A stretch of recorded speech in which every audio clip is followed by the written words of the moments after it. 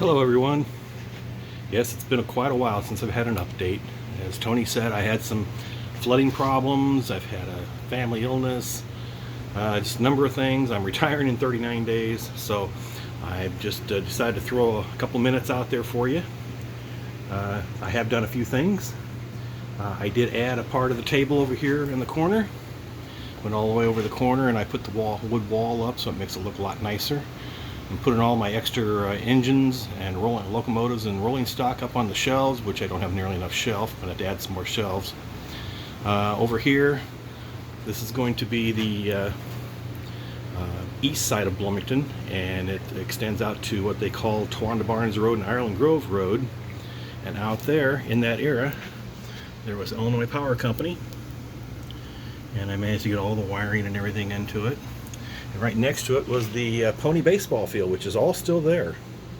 So over here there'll be a crossing, there'll be a Towanda Barnes Road, there'll be an intersection, there'll be Ireland Grove Road. We'll come all the way around, cross the tracks, curl around, and as it does, it will come out to Veterans Parkway by the car dealerships. So I've got the car dealerships back together. As you can see, the clean out for the sewer was right there, so we had to clean all of this out and covered all with plastic so that he could get in my little hole here, my little access hole, and he cleaned the whole thing out. He found 6 or 7 root clogs outside clear to the street. He cleaned out all the pipes. It's amazing. So everything's better, everything's back into place, and I'm starting to work on some more things. So I added to my Towanda grain facility.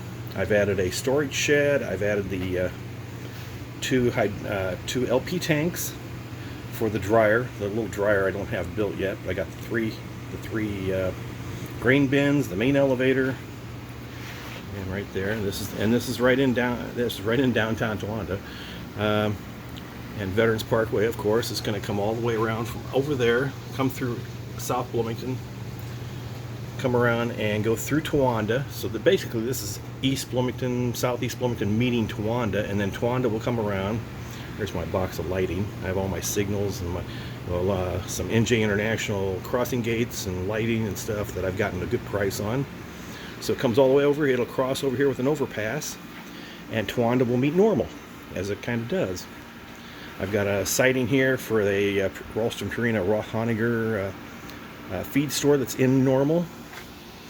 This will be McClellan Street from Oakland down to Linden, crossing the tracks here in Normal, and this will be Buford Street, which I've built the buildings here for Buford Street, which is kind of the restaurant bar district, which always has been.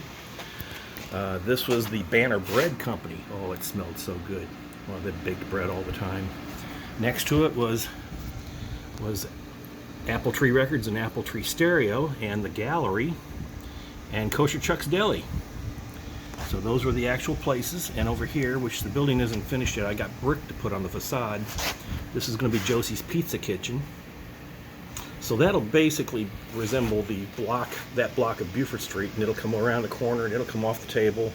And as you can see here, I've got the Normal station where the GM&O double main crosses the IC in North Normal, and it, of course, as it did before, goes all the way down through Bloomington into the south side. So everything's kind of still the same over here. The yard's still the same. I'm going to start, I got to start putting some track together because I just finished, I just picked up, Tony and I went down to McLean, the McLean Depot, and he worked on a couple of very old GM&O GP35s that my friend had.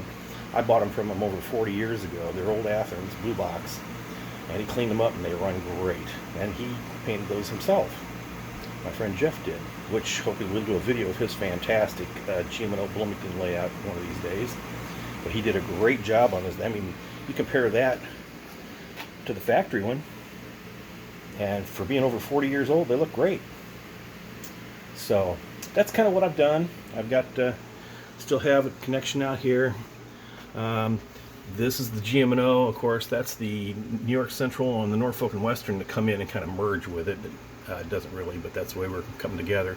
And then the Norfolk and Western went directly east, past the baseball field, past the electrical station, and had a siding there. And used to have a grain elevator out in that area before you crossed the road here.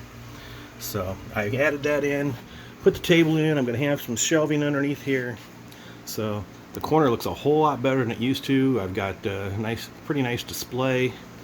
I've added a clock. I found that at the thrift store, the Southern Pacific, and I found the SD40 and the Manchester and Liverpool Railroad. It was a neat sign, so we picked it up. So I put them up over there, and kind of this is what I've done so far. So I wanted to just give you a quick update. So when I have something else, I'll let you know. Thanks for inquiring, and thanks for watching. We'll talk to you later.